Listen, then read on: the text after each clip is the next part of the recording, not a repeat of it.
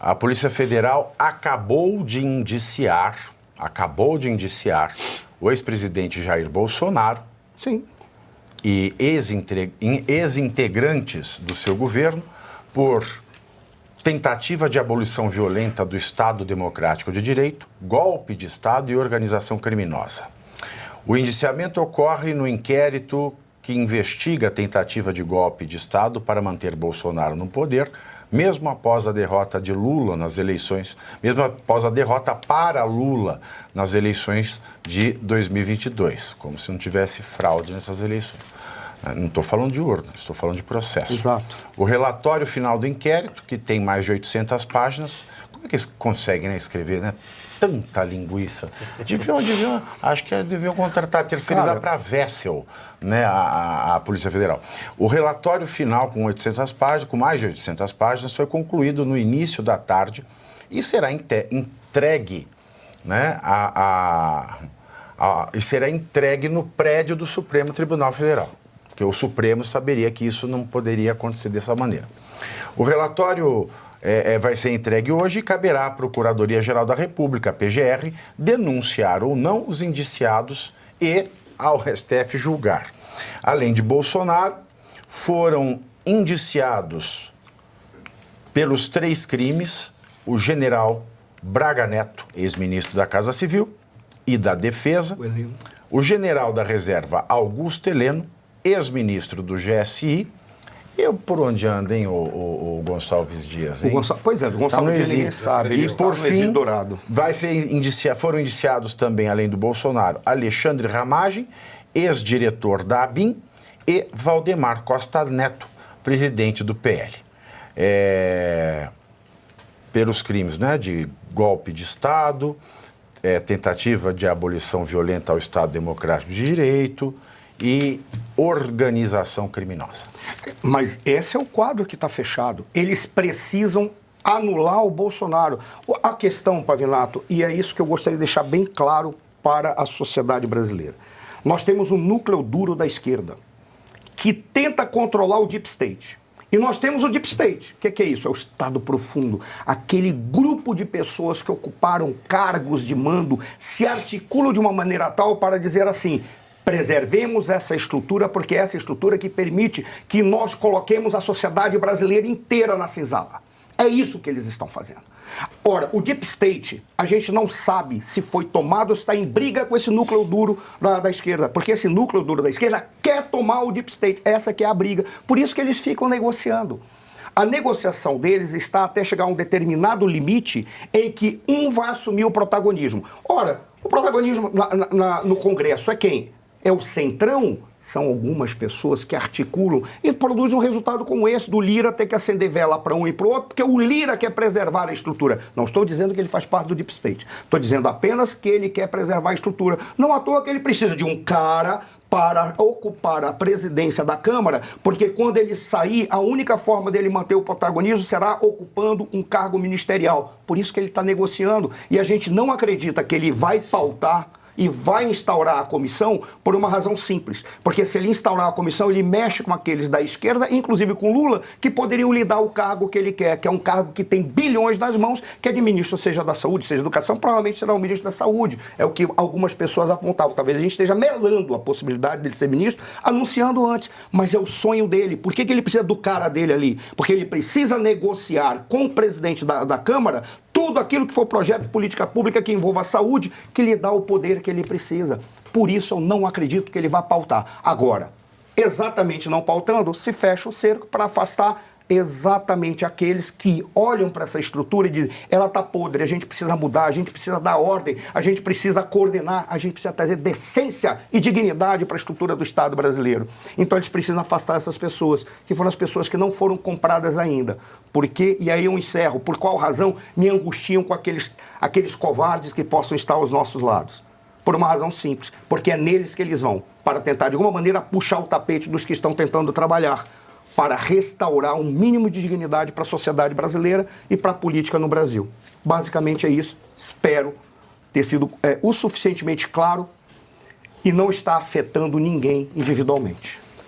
Por favor, o indiciamento acaba de acontecer. Na verdade, é mais um indiciamento, né? Indiciar é você inserir no inquérito. O presidente Bolsonaro já é indiciado em outros casos, tanto que não se sabe se ele poderá ir à posse do presidente Donald Trump no dia 20 de janeiro de 2025, né? Daqui a pouco menos de 2 meses, porque, por ser indiciado em outros casos, ele teve o passaporte apreendido por Júlio César, por Rivaldo Jesus, por Alexandre de Moraes. E mais um indiciamento, portanto, por conta desse documento que foi revelado, o inquérito sigiloso. O ministro Alexandre, ele derrubou parte do sigilo, ou seja, sabe quando você assiste o Pica-Pau, que ele vai casar com a filha do cacique, aí vai erguendo a cortininha, vai aquela mulher toda insinuante, né, com curvas, dançando, parece uma mulher sensual, né? Parece a Gretchen em 1968, mas a hora que ergue o final do pano é a Gretchen em 2025. Então, o Alexandre de Moraes, ele vai mostrando as partes, ele levanta o sigilo da parte que interessa, e por esse levantamento de sigilo, agora ele também é indiciado por conta deste plano que não passa de um ato preparatório, e mesmo que ele tivesse conhecimento, não passa de um ato preparatório. E repito aqui, o ato preparatório poderia ser crime, mas do fato que não é. Não, os perigosíssimos Valdemar da Costa Neto, Braga Neto, Jair, eles, né, segundo esse indiciamento, eles tentariam dar um golpe de Estado, quando na época se questionava, muito se questionou o silêncio do Jair pós-eleições, que é uma crítica, mas isso não valida o que está sendo feito contra ele, contra o seu grupo, de forma nenhuma.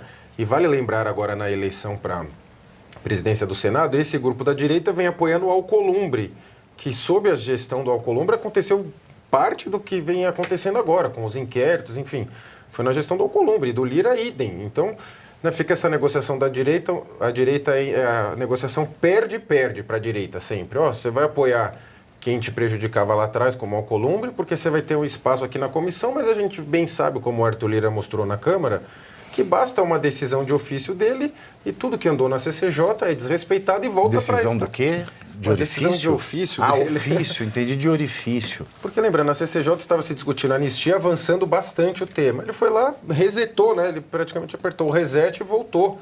Ou seja, tem as comissões, tem tudo, mas a gente sabe que na prática são meia dúzia de donos do poder ali que tudo decidem. Vide no Supremo, o Gilmar Mendes se reuniu com o Alexandre, com o Toffoli, e decidiram, vamos abrir um inquérito policial numa corte de justiça de ofício. A gente vai criar, porque seriam coisas que teriam acontecido, os fatos teriam acontecido no Supremo, mas como foi virtual, então poderia no Supremo, né? Que o Supremo poderia abrir um inquérito se os fatos acontecessem ali, segundo o regimento interno do Supremo só, né? Não está na lei isso.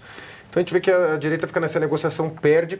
Agora eu acredito que vai ter um indiciamento e vamos ver o que vai acontecer internacionalmente, porque esperanças no Brasil a gente tem cada vez menos. O Elon Musk mostrou as ilegalidades do Alexandre, nada aconteceu. O Glenn mostrou mais ilegalidades, nada aconteceu. Eles até mostram, mas parece que eles até desistiram, porque falou, a minha parte eu estou fazendo, só que a parte de vocês não fazem, e a nossa oposição insiste em muitos recortes na internet. Não é só mostrar não acontecer nada, é mostrar e acontecer algo contra quem mostrou. Contra a direita.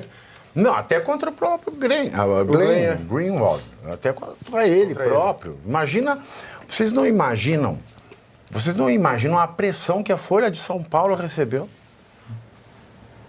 A Folha de São Paulo. A gente está falando da Folha de São Paulo. E nós estamos falando da Folha de São Paulo. E nós estamos falando da Folha de São Paulo, Geisiane. Exato. Olha, esse tema, vamos lá, vamos fazer um bem bolado aqui. Bom, primeiro que não me surpreende ver o PT falando contra a anistia. A Gleisi Hoffmann de novo deu declaração. Gleisi, quem fala muito dá bom dia cavalo, pelo amor de Deus. De novo deu uma declaração, vociferando quem sabe coisas. Ela põe um sorriso na cara. Não, e amarguradíssima, né? Ela fala tanto e continua amarguradíssima. Ela não consegue colocar para fora a amargura. É um negócio impressionante.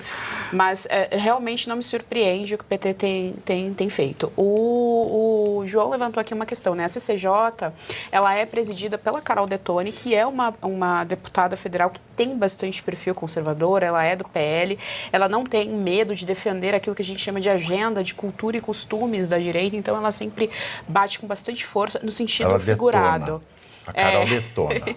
No sentido figurado, por favor. Ela sempre defende com bastante vontade o que a direita entende como valores e princípios. Como foi muito bem colocado aqui, isso já estava num estágio mais avançado, porque, repito, né, nesse exato momento, não que esteja boa a situação do Brasil, mas nesse exato momento existem pessoas presas. Existem pessoas longe de seus familiares que precisam, evidentemente, que tenha ali alguma solução, algum paliativo, para que pelo menos elas estejam em casa, né? Enfim, precisa de ser feito alguma coisa. E aí, a gente, ontem não, na terça-feira aconteceu uma audiência pública na Comissão de Segurança Pública, em que a família do Clezão estava presente, né? Portanto, a esposa e a viúva e as duas filhas. E assim, a gente falou ontem aqui do Clezão, eu assisti ontem, só tive a oportunidade de assistir ontem a audiência, e ela falou uma coisa que realmente assim, me tocou muito, né? Quando ela fala sempre é realmente muito pesado, mas ela falou uma coisa que me tocou muito. Ela defende com unhas e dentes, tanto a esposa quanto as filhas defendem com unhas e dentes a anistia. E essas mulheres, elas não serão beneficiadas pela anistia. O pai e o marido delas já morreu. Elas não vão ser beneficiadas por isso. E elas defendem com muito mais coragem a anistia do que todo o Senado, do que todo o Congresso.